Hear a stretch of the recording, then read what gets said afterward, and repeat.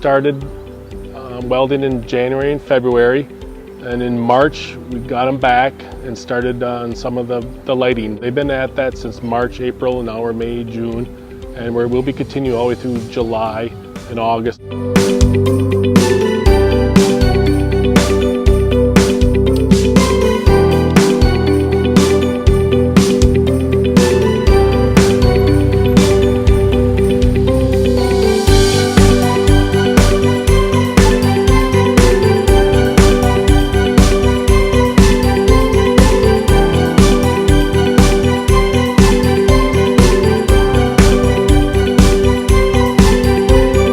Display for 2018. It's called Veggie Tales. We started brainstorming this back in January. It's a good old-fashioned vegetable garden with a lot of different things. Everybody should be recognizable. My recommendation is just take your time, bring your family and friends out and enjoy the garden.